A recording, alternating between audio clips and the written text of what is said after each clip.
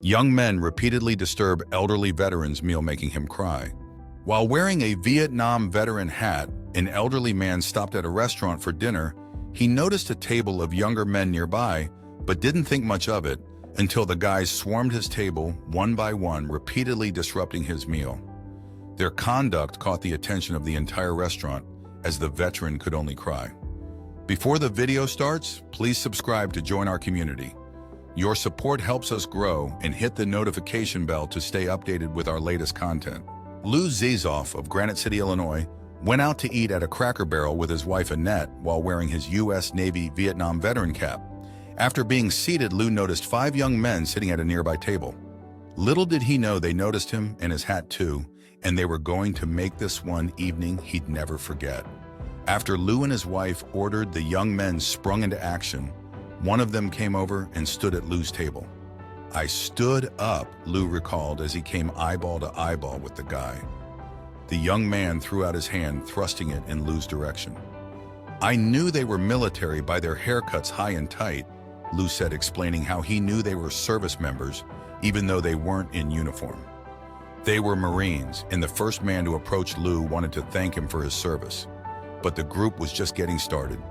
As the first man returned to his table, another got up and walked over to Lou. Once again, the veteran stood up. The second young man said, "I want to thank you for all 5 of us," motioning to the others. Lou nodded in acknowledgement, and they talked briefly. After expressing his appreciation and wishing them well with their military careers, Lou returned to his meal, thinking that was the end of it. They finished their dinner, then Lou gestured to their waiter for the check, waving the bill with a big smile on his face. The waiter said, "This is your lucky day." The young Marines had bought Lou's meal. On the receipt, one of them wrote Semper Fi across the top with an "Oorah." At the bottom, the veteran, completely taken by surprise, immediately got up, went over, and put his arm around one of the guys.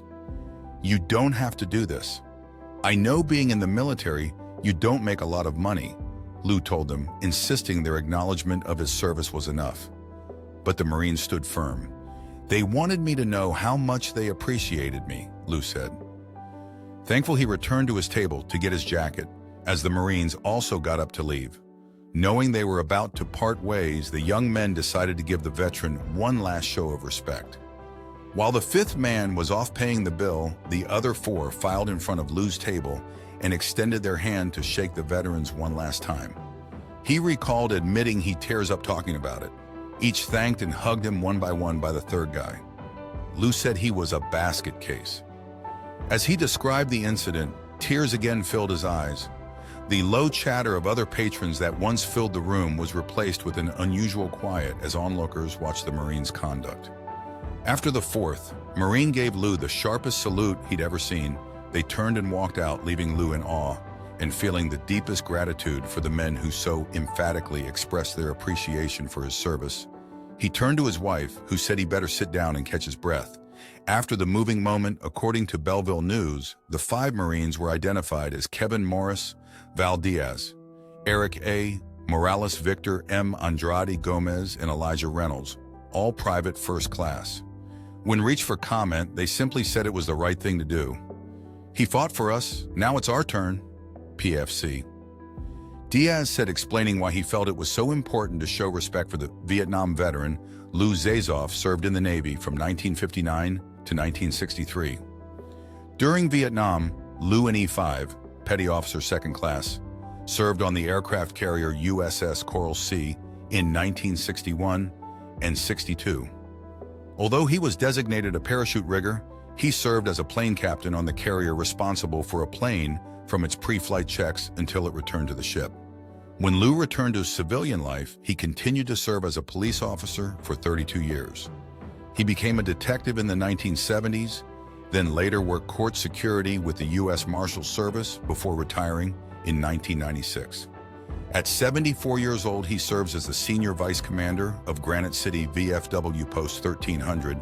Lou Zezoff's encounter with the Marines reminds us how important it is to show our appreciation for those who have served, and how even a small gesture can make a big impact.